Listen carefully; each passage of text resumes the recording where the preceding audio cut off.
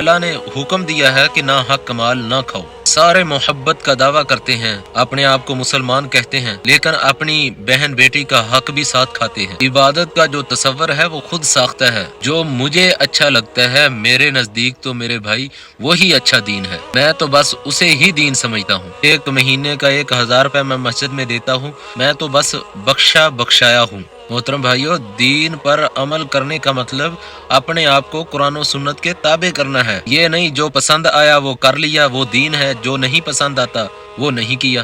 نہ کہ اپنی مرضی کا دین، بس جو دل کرے گا وہ کروں گا۔ اگر پھر کوئی اس کو قرآن و سنت کی بات کی جائے، کہتا ہے میں پاگل ہوں، میں بچہ ہوں، میں کوئی ان پڑھ ہوں۔ مجھے پتا ہے کہ دین پر کیسے عمل کرنا ہے، مجھے سمجھانے کی ضرورت نہیں۔ وہ اپنی خواہشات کے مطابق دین پر عمل کرتا ہے۔ میں نہیں کہہ رہا، اللہ کی قسم یہ اللہ نے قرآن کے اندر بیان کیا ہے، اَرَأَیْتَ مَنِ اتَّخَذَ إِلَٰهَهُ هَوَاهُ۔ کیا آپ نے ایسے شخص کو دیکھا ہے جس نے اپنی خواہشات کو اپنا رب بنا لیا ہے؟ یعنی وہ اپنی خواہشات کی پوجا کرتا ہے، جس طرح اس کی مرضی کہتی ہے وہ اس طرح کرتا ہے۔ رب تو میں تھا، لا الہ الا اللہ۔ غور کریں کلمے کے اندر، بات میری ماننی تھی، بات اپنی خواہشات کی مان رہا ہے۔ میرے بھائیوں، اگر میں اور آپ یہ دعویٰ کرتے ہیں کہ ہم اللہ سے محبت کرتے ہیں تو اس کے لیے سب سے پہلا بنیادی کام یہ ہے ہم نے اپنے رب کی بات کو ماننا ہے، نہ کہ اپنی خواہشات کی۔ اللہ ہمیں مکمل قرآن و سنت کا پیروکار بنائے۔ جزاک اللہ۔